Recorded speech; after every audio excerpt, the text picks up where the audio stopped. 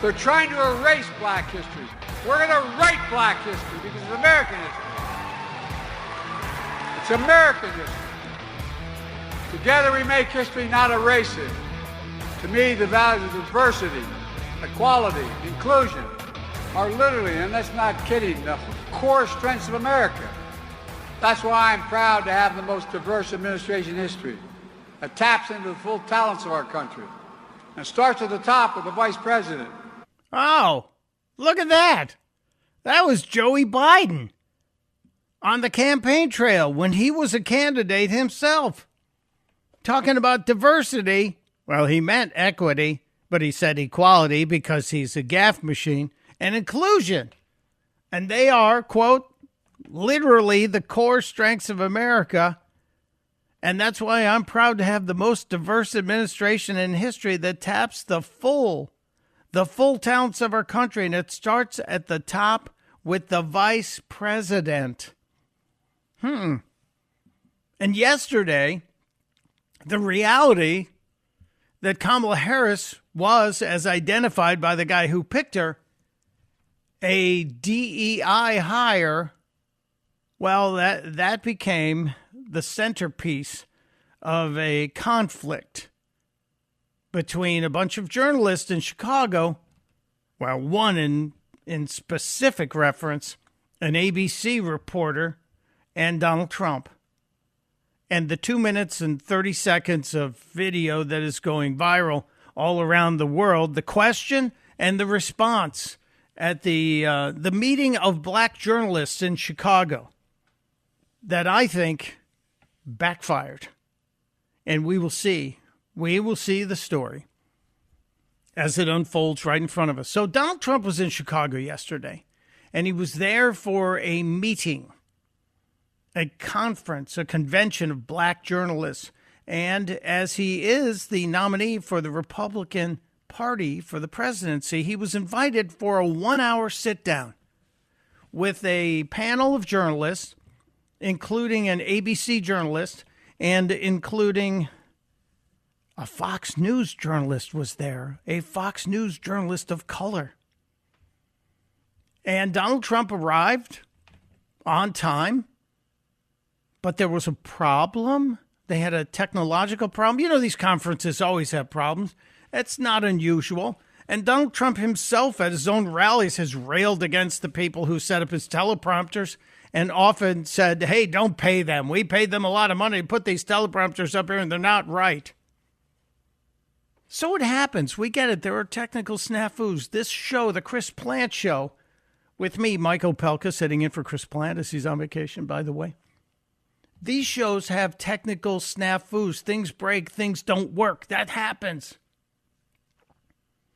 So they delayed Donald Trump for 35 minutes, somewhere around there. He was cooling his heels in the back. And Rachel Scott waited on stage with Harris Faulkner in front of, I guess it was a pretty large ballroom. It looked, I don't know if the numbers were released, but it looked at least 1,000. And all the major networks covered it, and all the locals in Chicago covered it. They had reporters there. And when Donald Trump finally was announced, the fireworks began almost immediately with the very first question out of ABC News' Rachel Scott. And here's how she teed up the former president, current candidate, likely next president of the United States. You have told 4 congresswomen of color who were American citizens to go back to where they came from. You have used words like animal and rabbit to describe black district attorneys. You've attacked black journalists, calling them a loser, saying the questions that they ask are, quote, stupid and racist. You've had dinner with a white supremacist at your Mar-a-Lago resort. So my question, sir, now that you are asking black supporters to vote for you, why should black voters trust you after you have used language like that? Now, that's the opening question. There was no welcome, Mr. President. And I guarantee you, if Bill Clinton or Barack Obama had walked on that stage, the greeting would have been Mr. President. It starts with respect or lack thereof. Donald Trump has often said, and many times since his first campaign in 2016, that he's a counterpuncher, that he walks into a room ready for the fight or for the exchange, but he likes to give as good as he got if he is being attacked. Rachel Scott came out with both guns blazing right there. Again, no respect for the man, for the office that he held previously and wants to hold again. Nothing. No apology. I'm sorry we're 35 minutes late. We know you committed to an hour, and we understand your schedule is packed. He had a rally in Harrisburg, Pennsylvania, where thousands and thousands and thousands of people were lining up already as this was going on in the morning in Chicago. The guy's a busy man. So that was the question. And Donald Trump sat and listened to it all. And if you watch the video, I encourage you to watch the video of this later today. It's online. It's everywhere. Watch Donald Trump's hands. Watch what's happening as he's taking it all in. He is calmly planning his response. And we have to go through his response. Because again, Mr. Trump has said, I'm a counterpuncher.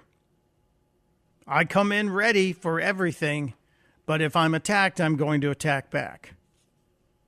Here was Donald Trump's response. And again, I think this is just absolutely a masterclass in how to deal with this kind of a gotcha attempt. Well, first of all, I don't think I've ever been asked a question in such a horrible manner. First question. You don't even say, hello, how are you? Now, again, this is less than 3 weeks after the guy was almost assassinated while speaking at a rally. And we should get to the latest video of that assassination. We will later today. The video from one of the guys who was shot that showed us something new and very disturbing. So Mr. Trump fires back. And this is typical Donald Trump. If you read Art of the Deal way back when, the first Trump bestseller, Art of the Deal, one of the tips he gives in the Art of the Deal is when you come into a negotiation, you want to trip your opponent off their plan. And he made mention of something like you should say, hey, do you need a mint? Man, your breath is terrible. Which immediately, it's kind of funny, isn't it? If you're in a negotiation with somebody and you walk into the meeting and you want to get the upper hand, you want to kind of set them off their path. Trump said, go personal. Tell them, ooh, man, what did you have for lunch? Do you want a mint? So this was kind of like straight out of the Art of the Deal. That 11 seconds right there after Rachel Scott's horrible attack question without a welcome. This is typical Art of the Deal. Well, first of all, I don't think I've ever been asked a question in such a horrible manner. First question. You don't even say, hello, how are you? Are you with ABC? Because I think they're a fake news network, a terrible network. And then he gave a shot to her employer. Nicely done. Are you with ABC? He knew she was. Of course he did. They're a terrible network. He's often talked about the head of ABC News. I don't like that ABC is going to get rich, George Slopadopoulos, as I call him. Yeah, he mentioned briefly Slopadopoulos when he was on stage yesterday, but let's get back to his response to Rachel Scott after he said he didn't like ABC News. And I think it's disgraceful that I came here in good spirit. I love the black population of this country. I've done so much for the black population of this country, including employment, including opportunity zones with Senator Tim Scott of South Carolina. Great opening by Donald Trump, bringing up his bona fides with the community. There's even a smattering of applause in the audience. Could it be there were some journalists who actually appreciate Donald Trump and what he's done? Or maybe there were some spectators, some civilians in the audience. We don't know. Which is one of the greatest programs ever for black workers and black entrepreneurs. Done so much. And, and I say this, historically black colleges and universities were out of money. They were stone cold broke. And I saved them and I gave them long-term financing. And nobody else was doing it. I think it's a very rude introduction. I don't know exactly why you would do something like that. And let me go a step further. I was invited here, and I was told my opponent, whether it was Biden or Kamala, I was told my opponent was going to be here. It turned out my opponent isn't here. You invited me under false pretense. Again, Donald Trump responds by going on the attack. And also, just referencing the point before about the historically black colleges and universities, they used to be sort of made to come to D.C. every year and beg for funding. And Trump, being a businessman and understanding that time is valuable, if you know this is going to happen every year and you can save time, why not make a long-term deal? Everybody will be happy, which is what he did. But he went on the attack then and talked about being brought into this situation under false pretenses. I was told my opponent, be it Kamala or Biden, would be here. They are not. Then you said you can't do it with Zoom. Well, where's Zoom? She's going to do it with Zoom, and she's not coming. And then you were half an hour late. Just so we understand, I have too much respect for you to be late. They couldn't get their equipment working or something was wrong. Mr. President, I would love I think if it's you a can answer very the question nasty on your rhetoric question. and why you I have believe that answered black the voters question. should trust you with another I 4 have years. been the best president for the black population since Abraham Lincoln. That's my answer. Better than President That's Johnson, my who signed the answer. Voting Rights And Act? for you to start off a question and answer period, especially when you're 35 minutes late because you couldn't get your equipment to work in such a hostile manner, I think it's a disgrace. That to me was a mic drop moment. I would not have blamed Donald Trump had he gotten up at that point and said, I understand where this is going and I'm leaving. I would have understood it. I would have supported it. Donald Trump obviously is a much bigger man than I. Donald Trump is obviously a much stronger individual than I am. Now, here's the thing. This clip, thankfully, all 2 minutes and 33 seconds of the entire opening segment, has kind of gone viral on the internet. This entire event was not broadcast in its complete state like you would expect maybe a congressional hearing. So people are only going to get what media outlets give them from this event. You're only going to get the soundbite that comes out with that hot question initially. And it really was fascinating to watch the spin happening. The people that are upset saying to Donald Trump, how dare you call Kamala Harris a DEI hire? Well, you heard the very beginning of this hour when Joe Biden referred to her as a DEI hire. And then there was the moment about the question of Kamala Harris's racial identity. And that one is also going viral. And that one is also sparking a lot of conversation, which we should get to. Because Kamala Harris herself has long identified as an Indian American.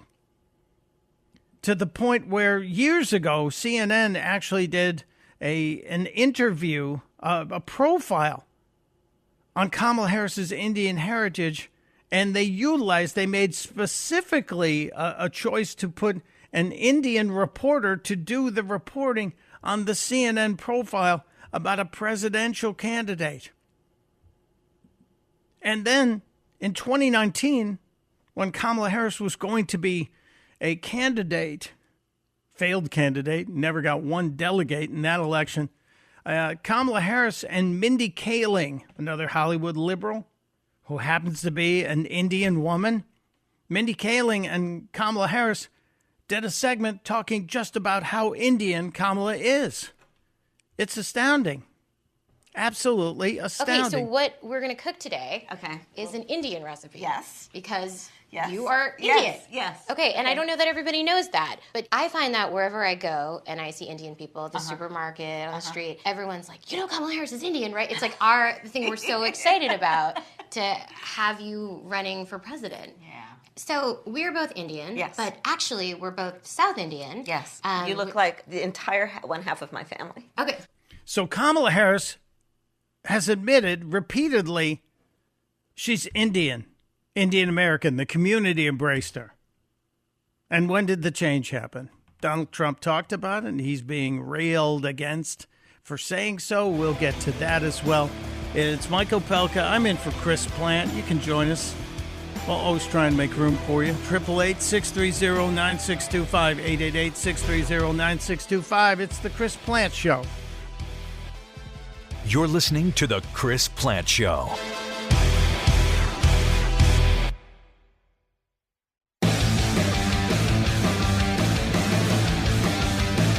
It is the Chris Plant Show. Mike Opelka in for Chris Plant. Thanks for being here.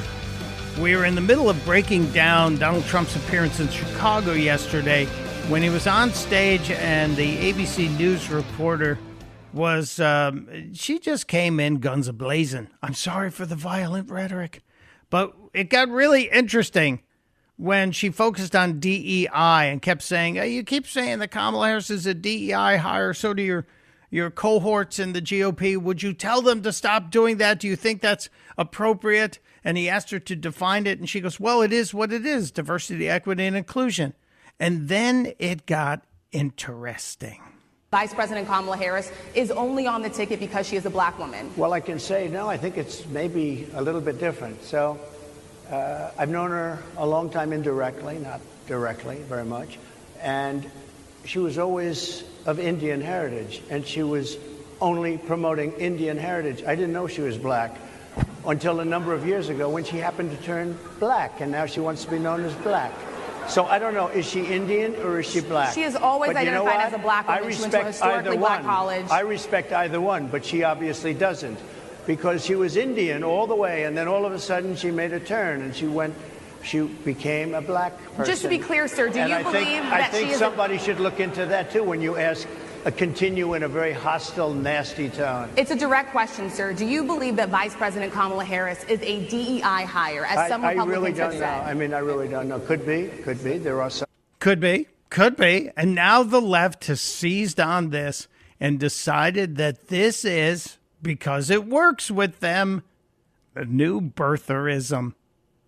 They're calling that the new birtherism that Donald Trump pointed out what so many have noticed. In 2016, Kamala Harris was named the first Indian American senator elected. And then in 2020, she was named the first black woman to be elected vice president by the same news organization, the Associated Press, the people who give us the style book. Which is it, AP? Which is it, lefties? We'll get into that. There's more on this. Even a reaction from Vivek to Mike Opelka in for Chris Plant on The Chris Plant Show. This is The Chris Plant Show.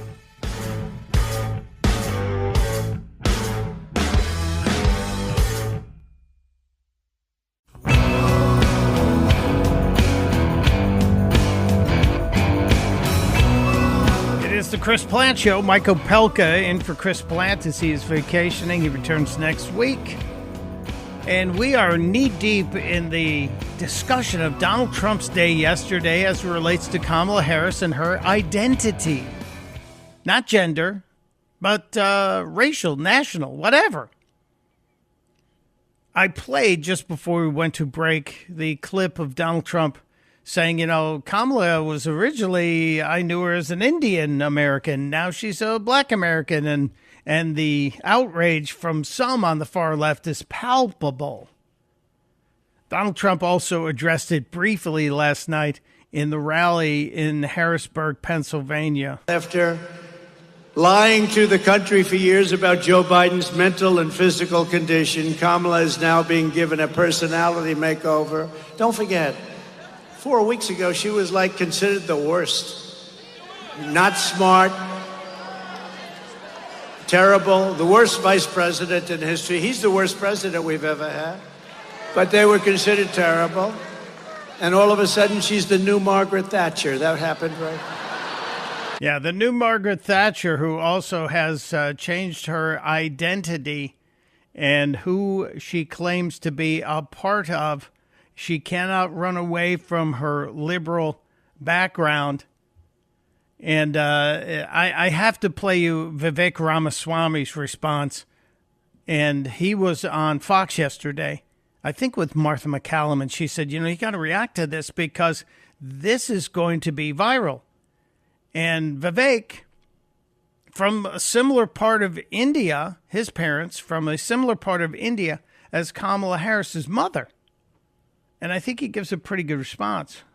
I think it's a hard fact, Martha. It's just a fact, whether you like it or not, that many Indian Americans in the United States are indeed somewhat offended by the way Kamala has suddenly cast aside the Indian American side of her identity. She leaned into it when she ran for office in California.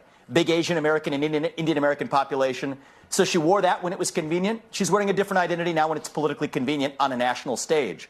Personally, I don't think we should be relying on these ethnic identities at all. We're actually American. And the problem is when you're Kamala Harris and you actually do lean into your identity politics, then you open the door to that type of criticism. But if you ask me, that shouldn't be how this election is decided one way or another. It should be decided on our own identity as Americans and what our vision is for the future of the country. And the number one thing missing in Kamala Harris's candidacy is that she lacks that vision for the country. That's what we got to focus on. Okay. Very He's interesting right. to hear from you. He's right. He is spot on correct. And that's why I said last week, at the end of last week on this program, that we shouldn't focus on her personal history, her history with men, because certainly every human has failings. Donald Trump has his history. We should focus on policies, on what people have done and what they're going to do. What has Donald Trump done and what has he promised to do? What has Kamala Harris done and what is she promising to do? And let's also factor into this that Kamala Harris, should she win, and I know that scares a lot of people, she has eyes on 8 years, not just 4 years. Donald Trump is term limited to 4 years. Kamala Harris is openly putting out statements that say she is going to be there for 8 years. That's her dream. You've heard the original question. You've heard the DEI discussion. You've heard some of the reactions, some of the blowback. Let's get some of your thoughts on all of this. Let's check in at line 5.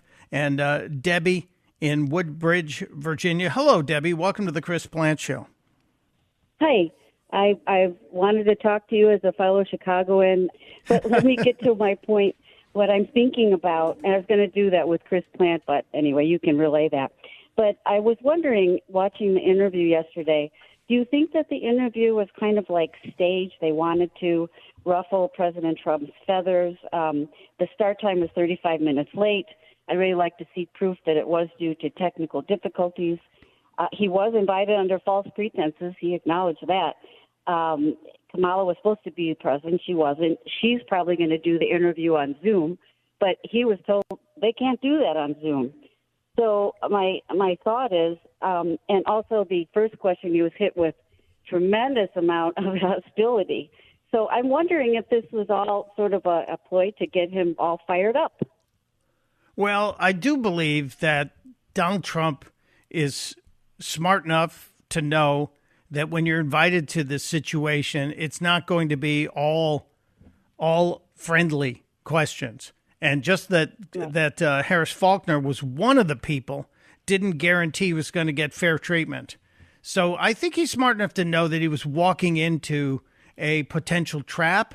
And I also think he was prepared, as we heard in his responses. I think he was very measured, and I think he was very calm and fair about it. He was an equal counterpuncher.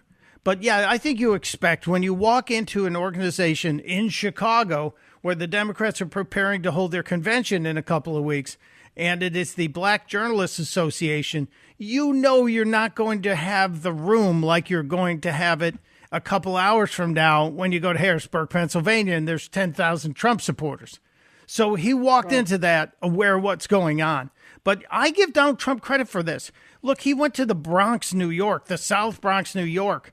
As a former Manhattan resident, my wife and I lived in Midtown Manhattan for 20 years.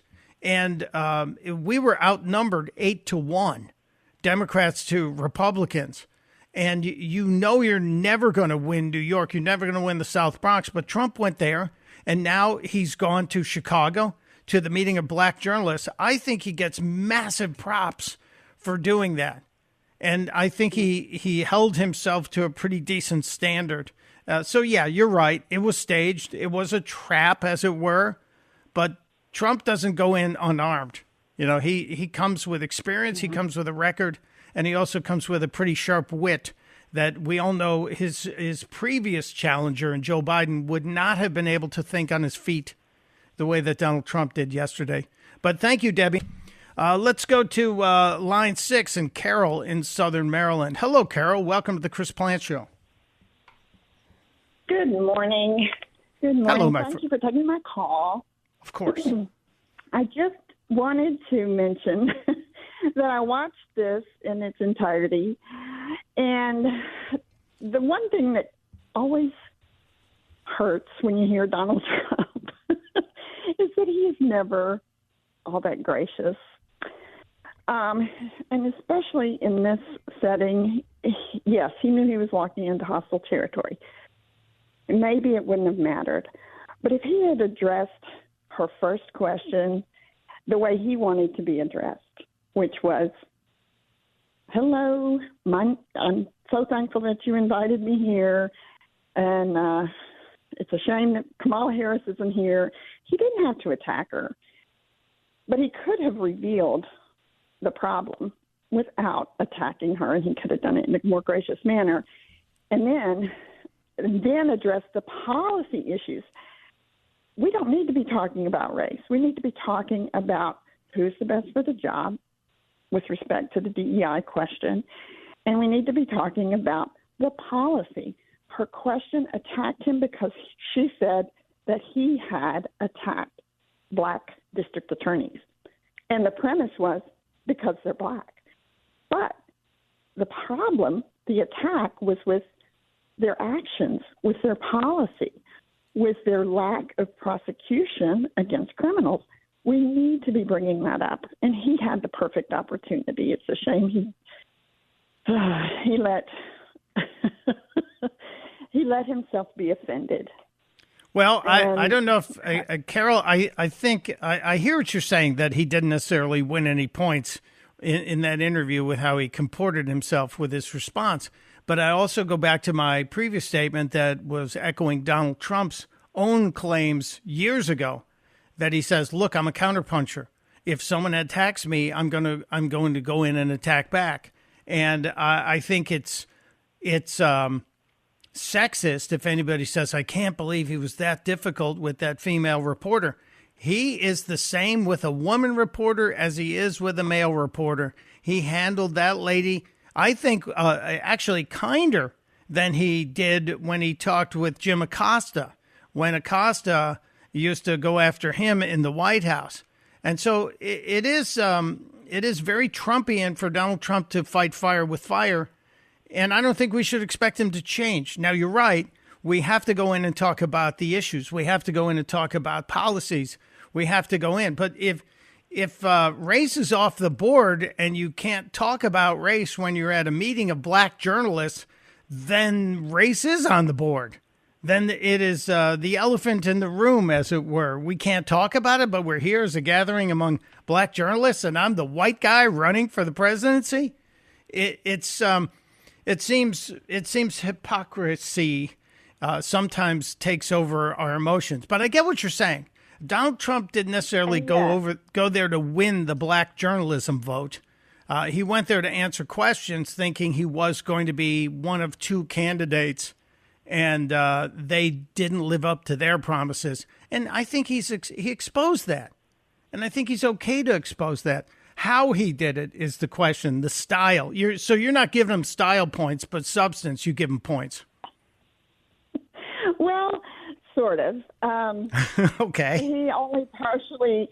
I really wanted him to address with that question that the people who were hurt most by the lack of proper constitutional action by the district attorneys that he had criticized, the people hurt most are the people in low-income situations, the people who don't have the ability to fight and get they don't have the resources.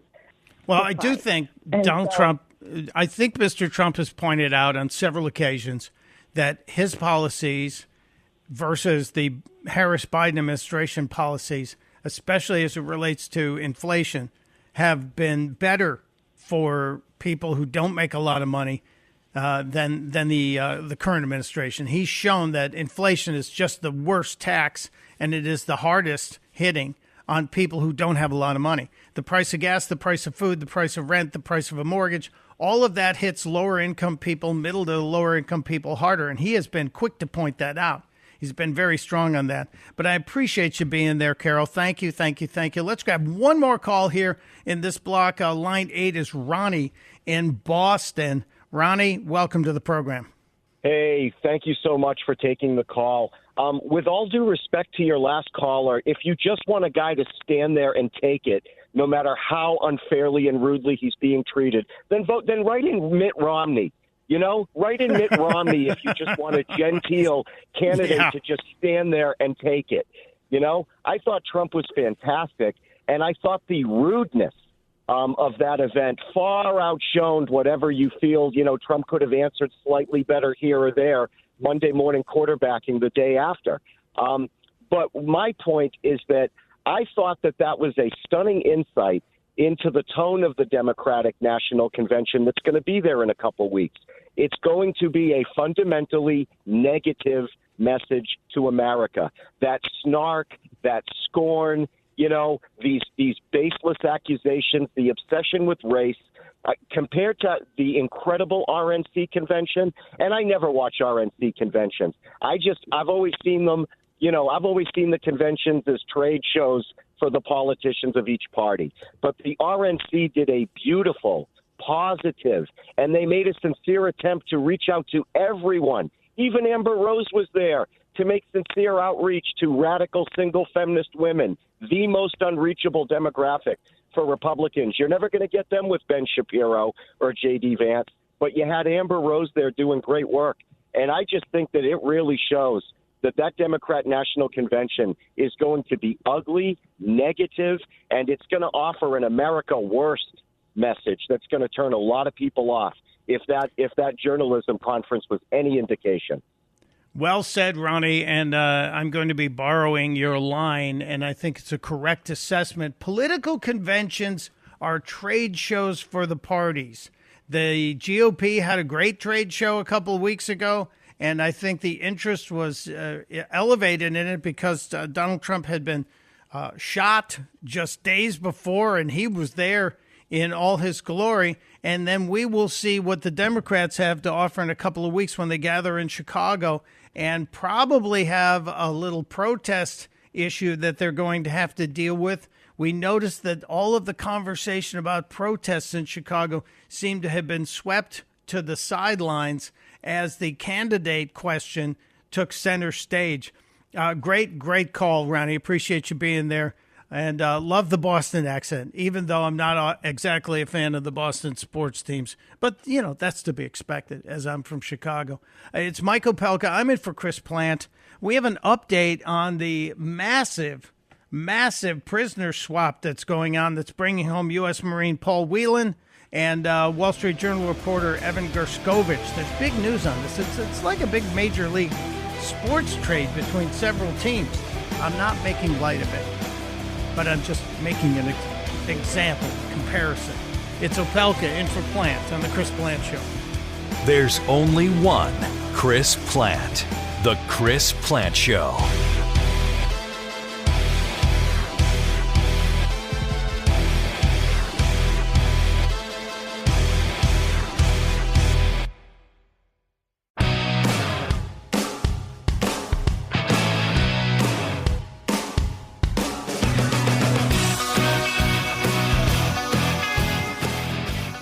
The Chris Plant Show. Mike Opelka, that's me, sitting in for my buddy Chris Plant, trying to get to everything today. My goodness, what a day we had yesterday with Donald Trump in Chicago being attacked by the black journalists and him fighting back. Then we had Mr. Trump traveling to Harrisburg, Pennsylvania, and having a major rally. We've got more clips from that. There was feedback and fallout from Donald Trump's appearances in both situations. Kamala Harris weighing in, the White House weighing in. Well, the White House, not Joe Biden. We're not really sure what Joe Biden's doing. We're not sure if he's sure what he's doing. We just don't know. Lame Ducko is MIA.